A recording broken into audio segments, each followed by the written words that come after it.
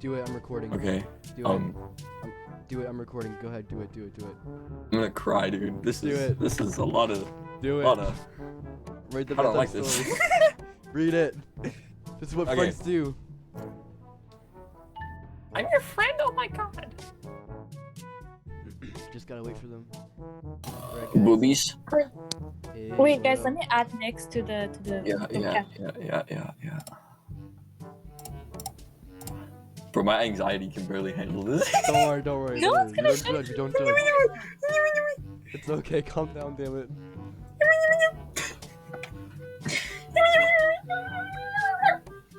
Go I'm gonna ahead. have like an aneurysm and a half. I'm not gonna lie. It's alright. I'll have it with you. I'll have it with you. Don't worry. Okay, hold on. I gotta scroll. Okay, look. It's a picture of what I think is a bloody rabbit. Don't worry. It's a rabbit. It's a sock rabbit. It's okay. It's a sock It's a rabbit. Velveteen Rabbit. That's what it is. That doesn't. Don't worry It about looks it. like Don't it worry looks like a about very it. bloodied skull. Don't worry about it. That we don't talk about that. And then there's a very stretched out image of We don't- a T.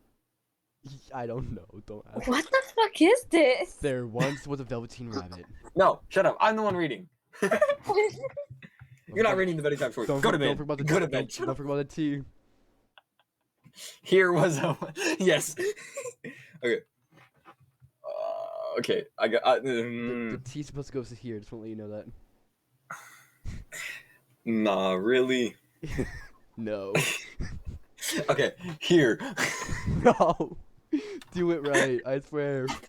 I will come to your house. Here. Oh my God. Hold on. Let me drink some water. I gotta hydrate. Oh, my voice. yeah. Totally not stalling. Dude, I'm gonna be waiting here until 4 a.m. Alright, hold on. Let me turn off my light. Gotta set the mood. God. Let me check my phone. Make sure no one texted me. Okay. My phone's dry. I get no bitches. Okay. Let me drink some more water. Hold on. Oh my God. Just do it. I'm sorry, Daddy. It's alright, Hold on. Let me put my glasses on so I can actually read. I really don't need these, but Okay. it's okay. It's just gonna hurt. Yeah, okay. Are you fucking choking right now? Dude, Velveteen everyone's waiting Rabbit. here. Even Nick Shut up. is waiting here in Pluto. Shut Come up. on. Shut up. Listen. Okay. The Velveteen Rabbit. Can you read that? Can you read that? Yeah. The Velveteen Rabbit. Yeah. There once. Wait, no. Don't do it. Oh, Oh, Pluto, you're here. Hey, what up? You came just in time. Go ahead. Why drink some more water? Hold on. I apologize for the delay. You could start now. It's alright. Don't worry. Do I have to? Yes, Yes. you have to I right promise. I now. promise. Right Okay. now. Come on. I'm gonna be with you. I'm not dyslexic, but I feel like it sometimes. So, It's been 4 Reading minutes is not my now. strong It's suit. been 4 minutes. 4 minutes and 41 seconds. okay, I need to make it 5. Hold on, you're gonna have to wait. Tell me when it reaches 5. 45, 46, 47, 48, 49. Yo, look at that! 50. Look at that horse's badonkadonk. 51, 52, 53, 54, 55, 56, 57, 58, 59. 5 minutes. Go ahead. Okay. There was once a Velveteen Rabbit, and in the beginning, he was really splendid. He was fat and bunchy, as a rabbit should be. His coat was spotted brown with white. He had real thread whiskers, and his ears were lined with pink sateen. On Christmas morning, when he sat wedged in the top of a boy's stocking, with a sprig of holly between his paws, the effect was charming. Just like my dick. Oh my There God. This is a kid's story, dude. Yeah, but are you saying my dick isn't charming? Well, is it for kids? No. So continue. I mean, it's rated E for all. Exactly. Hey, What? what? Okay, pedophilia. Okay. Okay, hold on. No, let me just drink some apple juice. Hold on. We're not questioning why I have apple juice right next to me. Yeah, it was her water. There's a gallon jug of water. There's Gatorade. There's another bottle of water. There's apples, not apples. There I got was- gummy there were worms. other things in the stocking. What the fuck? This is my book, motherfucker. Oh, I'm sorry.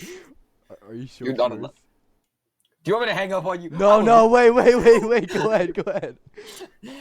There were other things in the stocking: nuts, and oranges, and a toy engine, and chocolate almonds, and a clockwork mouse. But the rabbit was quite the best of all.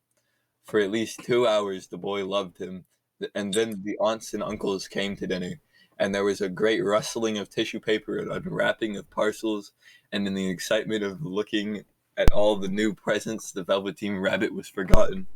Poor rabbit. Oh, poor rabbit. For a long time, he lived in the toy cupboard or the nursery floor. No one thought very much about him.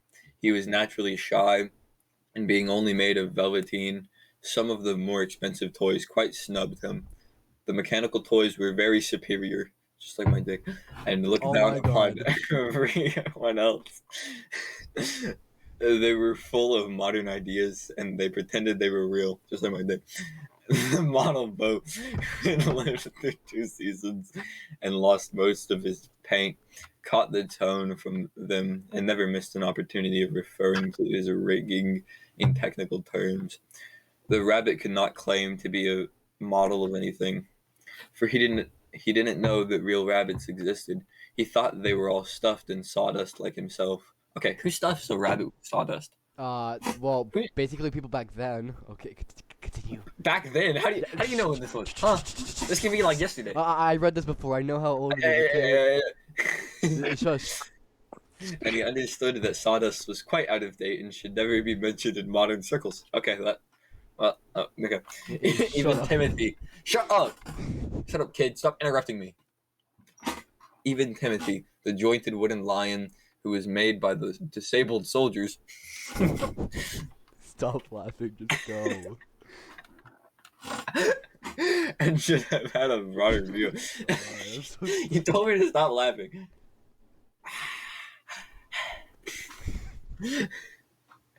Put on airs and pretended he was connected with the government.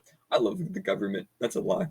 Between them, all the poor little rabbit was made to feel himself very insignificant and commonplace. And the only person who was kind to him at all was the skin horse. The what now? The fucking what now? The skin horse. It's a horse made out of like leather and stuff. Right? It's a horse made out of skin. No, wait, hold on. You're misinterpreting it. Okay, hold on. Pause. Oh my god. No. Wait, popped in. Dude, that is terrifying. What the fuck? That's gonna haunt me in my nightmares. That is terrifying. That is terrifying. It's made out of leather, okay? That looks like skin to me. This one's got dreadlocks. Basically, it's cow skin, okay? Why you put cow skin on a horse if it's a horse? Leather? Oh my god. Okay, shut up. The skin horse had lived longer in the nursery than any of the others. He was so old that his brown coat was bald in patches and showed the seams underneath, and most of the hairs in his tail had been pulled out to string bead necklaces. He was wise, for he had seen a long succession of mechanical toys arrive to boast and swagger, and by break their mainsprings and pass away, and he knew that they were only toys, and would never turn into anything else, for nursery magic is a very strange and wonderful.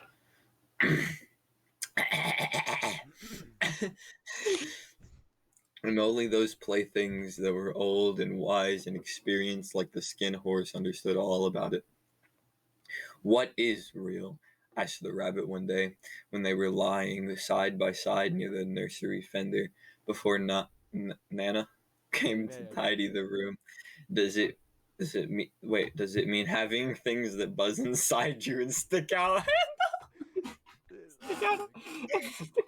Okay. Things that buzz inside you and about the music box and stuff. You little wind up. Oh my god, just shut up. You're really very dirty, okay? Look at the phrase I got. I love things that buzz inside of me. I'm totally doing this. Wow, this is making me so tired. Wow. Okay, shut up. Yeah. Shut the fuck up. Sure. Shut the fuck up. Real isn't how you were made, said the skin horse. It's a thing that happens to you. When a child loves you for a long, long time, not just the playlist, but really loves you, then you become real. Does it hurt? Asked the rabbit. Sometimes, said the skin horse, for he was always truthful. When you are real, you don't mind being hurt. Does it happen all at once, like being wound up? He asked, or bit by bit. It doesn't happen all at once, said the skin horse. It takes a long time. That's why it doesn't happen often to people who break easily or have sharp edges, or who have You got this. Deep breath. or who have to be carefully kept. Generally, by the time you are real, most of your hair has been loved off, and your eyes drop out, and you get loose in the joints and very shabby. But these things don't matter at all, because once you are real, you can't be ugly, except to people who don't understand. I suppose you are real, said the rabbit, and then he wished he had not said it, for he thought the skin horse might be sensitive, but the skin horse only smiled. How the fuck can a horse smile? Oh my god. This is actually making me sleepy. Oh my god. Yeah, you have Don't go to such a sleep. Susan voice. Wow. Such a Oh, would you rather soothing- me? It doesn't happen all at once, said the skin. Wait, hold on. I like the old voice. Why are you bullying me, man? I'm not bullying you. I'm trying to. Hold on. Wait, hold on. Wait. What the hell? Okay. Wow. You need it now. Okay. Wait, where was I? The boy's uncle made me real. He said that horse. Okay, I'm sorry. That was a great many years ago, but once you are real, you can't become unreal again. It lasts for always. The rabbit sighed. He thought it would be a long time before the magic called real happened to him. He longed to become real, to know what it felt like, and yet the idea of growing shabby and losing his eyes and whiskers was rather sad. He wished that he could become it without these uncomfortable things happening to him. There was a person called Nana who ruled the nursery. Sometimes she took no notice of the playthings lying about, and sometimes, for no reason whatever, she went swooping about like a great wind and hustled them away into the cupboards. She called this tidying up, and the playthings all hated it, especially the 10 ones. The rabbit didn't mind it so much, for wherever he was thrown, he came down soft. One evening, when the boy was going to bed, he couldn't find the china dog that he always slept with. Nana was in a hurry, and it was too much trouble to hunt for the china dogs at bedtime, so she simply looked about her, and seeing that the toy cupboard door stood open, she made a swoop.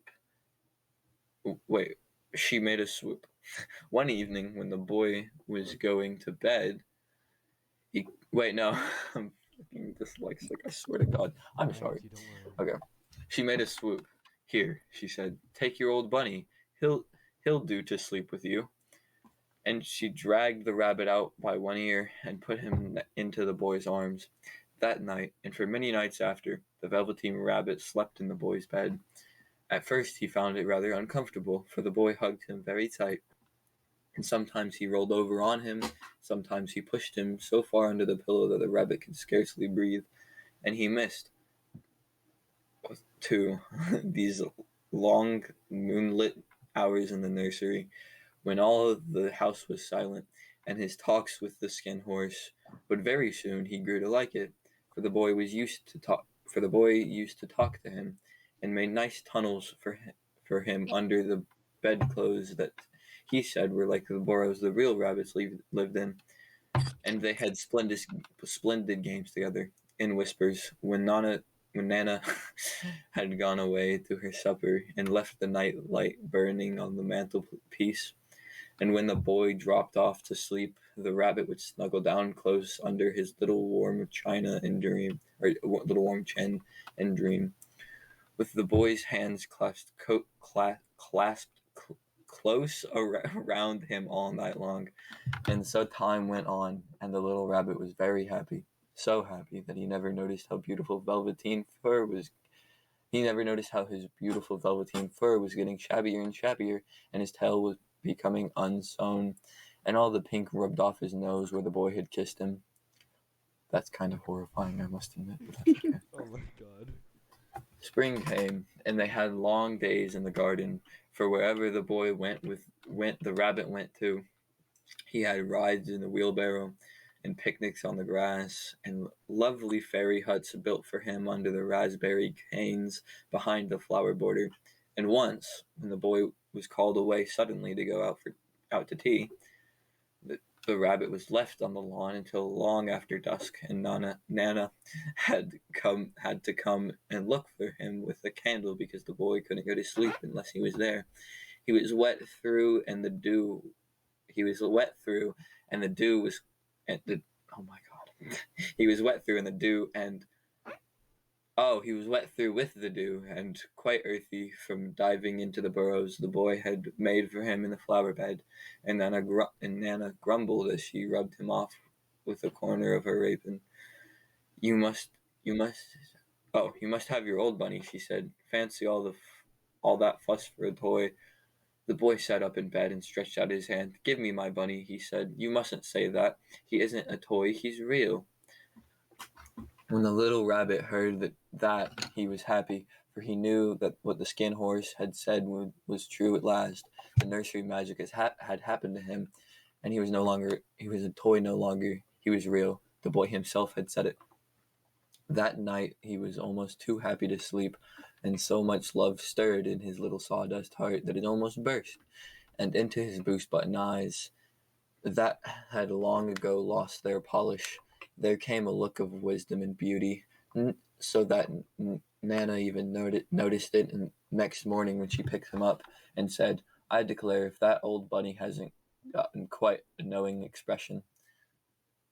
Bunny of rabbit. No, stuffed bunny. Regular bunny. I know my bunnies. Good job, I'm proud of you. That was a wonderful summer. Near the house where they lived, there was a wood. Huh? Near the house where they lived, there was a wood, and in quite the long June evenings, the boy liked to go there after tea to play. He took the Velveteen Rabbit with him, and before he wandered off to pick flowers or play at brigands among the trees, he always made the rabbit a little nest somewhere among the bracken, where he would be quite cozy.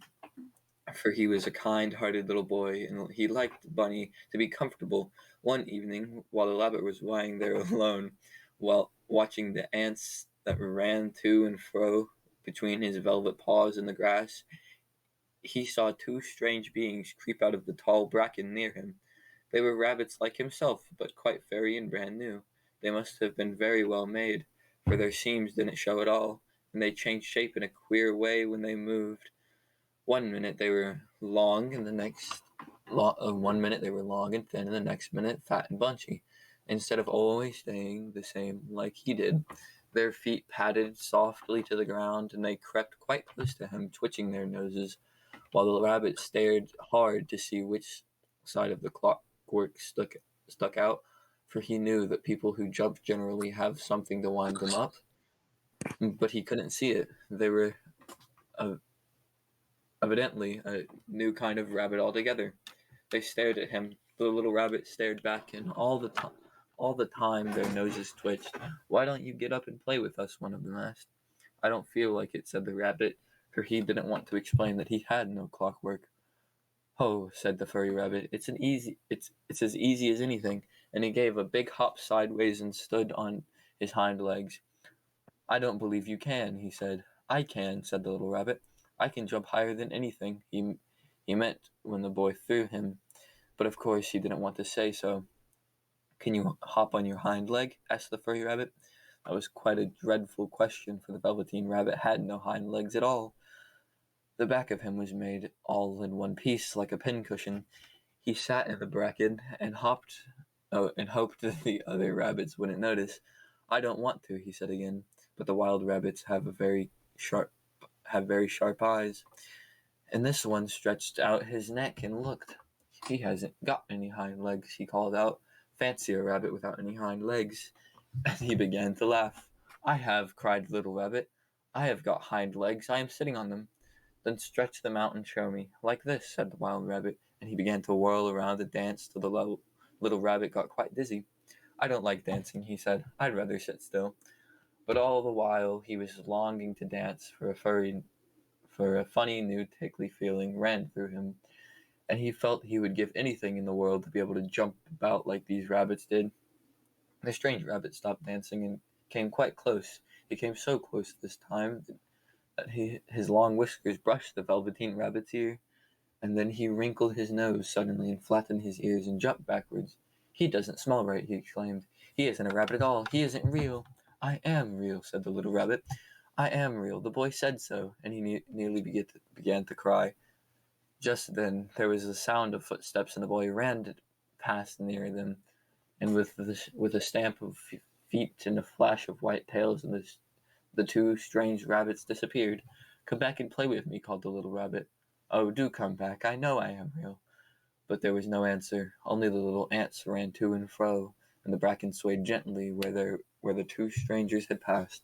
The Velveteen Rabbit was all alone. Oh dear, he thought. Why did they run away like that? Why couldn't they stop and talk to me? For a long time he lay very still, watching the bracken and hoping that they would come back, but they never returned. And presently the sun sank lower, and the little white moths flustered out, and the boy came and carried him home. It's the bunny again, laying up against the lantern. Yay. And then there's vodka in the background. Yeah, Not that's what that is. vodka. No. Then there's a bigger jar of vodka and some apples. And then I'm going to say that's a peanut butter jelly. It's probably a desk, but it's peanut butter jelly.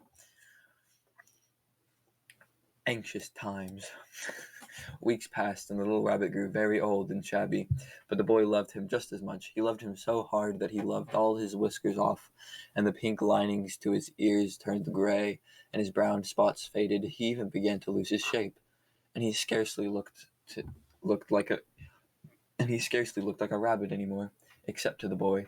To him he was always beautiful, and that was always all the little rabbit cared about. He didn't mind how he looked to other people because the nursery magic had made him real. And when you are real, shabbiness doesn't matter. And then, one day, the boy was ill. His face grew very flush, and he talked in his sleep, and his little body was so hot that it burned the rabbit. When he held him close, strange people came and went in the nursery, and a light burned all night, and through it all, the little Velveteen Rabbit lay there, hidden from sight under the bedclothes. He never stirred, for he was afraid that if they found him, someone might take him away, and he knew that the boy needed him. It was a long, weary time. The boy was too ill to play, and the little rabbit found it rather dull, with nothing to do all day long. But he snuggled down patiently, and looked forward to the time when the boy should be well again, and they would go out in the garden amongst the flowers and the butterflies and play splendid games in the raspberry thicket like they used to. All sorts of delightful things he planned, and while the boy lay half asleep, he crept up close to the pillow and whispered them in his ears. And presently the fever turned, and the boy got better, and he was able to sit up in bed and look at the picture books while the little rabbit cuddled close at his side. And one day they let him get up and dress. It was a bright, sunny morning, and the windows stood wide open. They had carried the boy out on the balcony, wrapped in a shawl, and the little rabbit lay tangled up amongst the bedclothes, thinking the boy was going to the seaside tomorrow. Everything was arranged, and now it only remained to carry out the doctor's order. They talked about it, how the little rabbit lay under the bedclothes, with just his head peeping out, and listened. The room was to be disinfected, and all the books and toys that the boy had played with in bed must be burnt. Hurrah, thought the little rabbit. Tomorrow we shall go to the seaside. For the boy had often talked of the seaside, and he wanted very much to see the big waves coming in and the tiny crabs and the sand castles. Just then, Nana caught sight of him. How about his old bunny? She asked. That, the doctor said. Why, it's a mask of scarlet fever germs. Burn it at once. What nonsense! Get him a new one. He mustn't have any more. He mustn't have that anymore. And so the little rabbit was put into a sack with the old picture books and a lot of rubbish, and carried out to the end of the garden behind the fowl house. That was a fine place to make a bonfire. Only the gardener was too busy just then to attend to it. He had the potatoes to dig and the green peas to gather, but the next morning he promised to come quite early and burn the whole lot. That night the boy slept in a different bedroom, and he had a new bunny to sleep with. It was a splendid bunny, all white plush with real glass eyes, but the boy was too excited to care very much about it, for tomorrow he was going to the seaside, and that in itself was such a wonderful thing that he could think of nothing else. And while the boy was asleep dreaming of the seaside, the little rabbit lay amongst the old picture books in the corner behind the fowl house, and he felt very lonely. The sack had been left untied, and so by wriggling a bit, he was able to get his head through the opening and look out. He was shivering a little, for he had always been used to sleeping in a proper bed, and by this time his coat had worn so thin and threadbare from hugging that it was no longer any protection to him. Nearby he could see the thicket of raspberry canes growing tall and close like a tropical jungle, in whose shadow he had played with the boy on bygone mornings.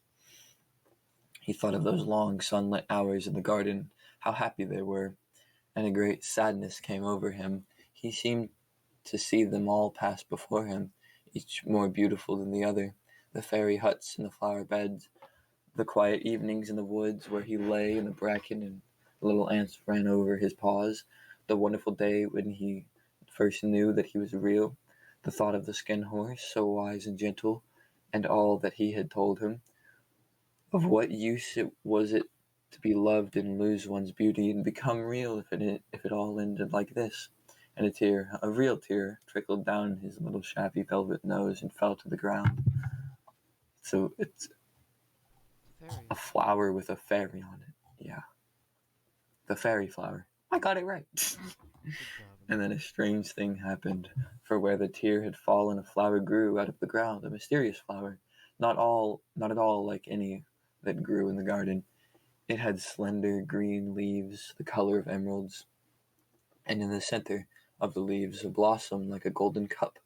It was so beautiful that the little rabbit forgot to cry, and just lay there watching it. And presently the blossom opened, and out of it there stepped a fairy.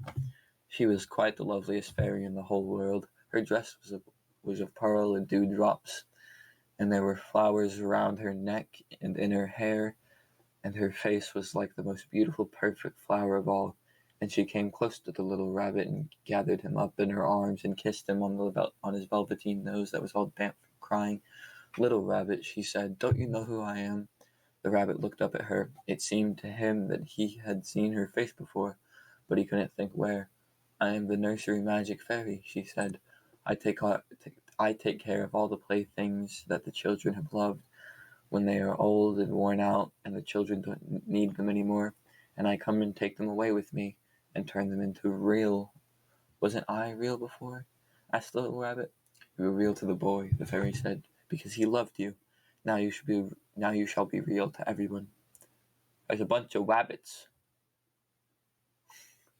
And she held the little rabbit close in her arms and flew with him into the wood. It was light now, for the moon had risen. All the forest was beautiful, and the fronds of the bracken shone like frosted silver in the open glade between the tree trunks. That the wild rabbits danced with their shadows on the velveteen grass. But when they saw the fairy, they all stopped dancing and stood round in a ring to stare at her. "I've brought you a new playfellow," the fairy said. "You must be very kind to him and teach him all he needs to know in Rabbitland, for he is going to live with you forever and ever." And she kissed the little rabbit again and put him down on the grass. "Run and play, little rabbit," she said. But the little rabbit sat quite still for a moment and never moved. For when he saw all the wild rabbits dancing around him, he suddenly remembered about his hind legs, and he didn't want them to see that he was made all in one piece. He did not know that when the fairy kissed him the last time, she had changed him altogether, and he might have sat there a long time, too shy to move, if just then something hadn't tickled his nose, and before he thought what he was doing, he lifted his hind toe to scratch it, and he found that he actually had hind legs. Instead of dingy velveteen, he had brown fur, soft and shiny. His ears twitched by themselves, and his whiskers were so long that they brushed the grass. He gave one leap, and the joy of using those hind legs was so great that he went springing around the turf on them, jumping sideways and whirling around as the others did.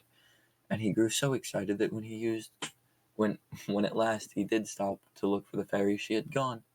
He was a real rabbit at last, at home with the other rabbits. Autumn passed and winter, and in the spring, when the days grew warm and sunny, the boy went out to play in the wood behind the house, and while he was playing, 2 rabbits crept out from the bracken and peeped at him. One of them was brown all over, but the other had strange markings under his fur, although as though long ago he had been spotted, and the spots still showed through. And about his little soft nose and his round black eyes there was something familiar, so that the boy thought to himself, "Why, he just looks like my old bunny that was lost when I had scarlet fever." But he never knew that it was really his old bunny, come back to look at the child who had first helped him be real. The end. That was amazing. Yo, that was so That good. was beautiful. Okay. No, I almost like, fell asleep, to be seriously. honest. I was asleep for a few minutes. I was genuinely asleep for a few minutes. This That was a was good so idea. good. This was a good idea. Every night? It got easy when everyone went quiet and I muted a certain something. Shut up, Shut the shut fuck up, shut up, shut up. It got really I easy was when a certain genuinely someone shut the fuck up.